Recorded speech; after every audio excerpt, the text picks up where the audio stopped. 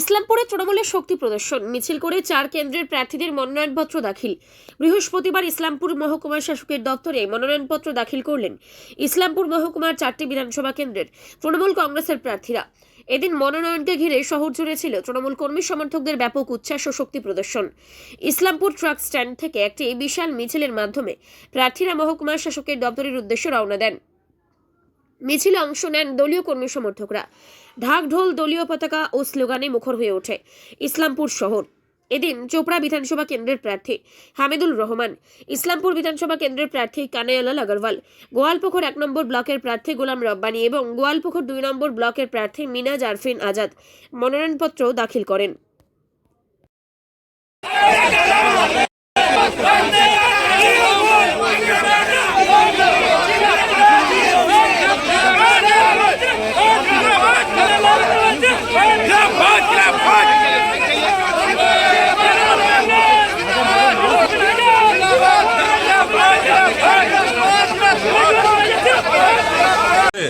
দল আমাদের অনেক বিধিনিষেধ করে দেয় যে বিজয় মিছিল করা যাবে না, এইভাবে এত লোককে বেশি করা যাবে না।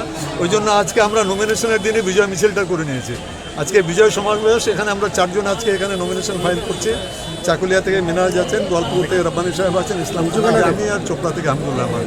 আর 5 জন যারা আছেন তারা রায়গঞ্জ বিধানসভা আজকে ওনারাও আজকে নমিনেশন ফাইল করবে। আমি জেলা সভাপতি হিসাবে আপনাদের মাধ্যমে বলছি, আমরা 8টা সিট এখনও জিতে আছি 9টার মধ্যে। এবার আমাদের চ্যালেঞ্জ আছে, আমি 9টার মধ্যে আমরা 9টাই জিতব। ঠিক আছে, দাঁড়াও না, মিডিয়া করতে তুমি নাটক করতে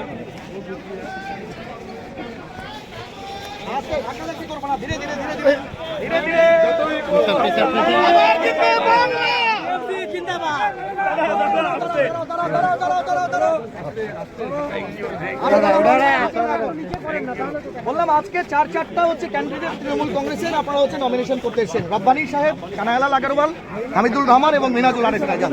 কি বলবেন?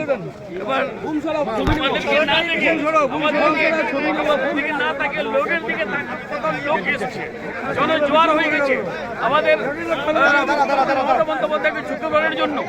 আমরা মুখ্যমন্ত্রী করব আর করার জন্য সবাই প্রার্থনা দোয়া করার জন্য সবাই জনজোয়ার হয়ে গেছে।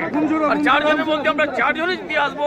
কানাইয়ালাল আগরওয়াল সাহেব আছেন ইসলামপুর থেকে, হামিদুর রহমান সাহেব আছেন চোপড়া থেকে, আমাদের মিনাজুল আরফিন আজাদ আছেন চাকুলিয়া থেকে, আমি আছি গোয়ালপুকুর থেকে। আমরা 4 জন এখান থেকে জিতবো। আর 5 জন আমাদের ওখানে আছে মোশাররফ হোসেন ইটাহার থেকে, উনিও জিতবেন। তারপরে আমাদের নিতাই বৈশ্য, উনিও জিতবেন।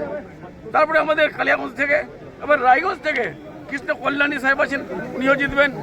আবার হেমতাবাদ থেকে আমার সত্যজিৎ আছে, উনিও জিতবেন। আবার গৌতম পাল থেকে উনিও জিতবেন। 9 জনের মধ্যে 9 জন। রব্বানী সাহেব, এসআইআর বন্দি, ভোট বন্দি, গোলাম রব্বানী আজ মুক্ত বিহঙ্গ নমিনেশন করছে ভারতীয় ভোটার হিসাবে, বৈধ ভোটার হিসাবে। কি হবে প্রসঙ্গ অ্যাডজুডিকেশন? আমি জেনারেল পাবলিকের যারা আমাদের লোক আছে তাদের আশীর্বাদে, তাদের দোয়া প্রার্থনাতে আমার নামটা উঠে এসছে। আমাদের মুখ্যমন্ত্রী চেষ্টা করেছিলেন, সুপ্রিম কোর্ট কালা কোর্ট পড়ে গেছিলেন, ধর্নাতে বসিয়েছিলেন, যার জন্য আমার নামটা উঠেছে। আমার সাথে সবারে নাম উঠবে।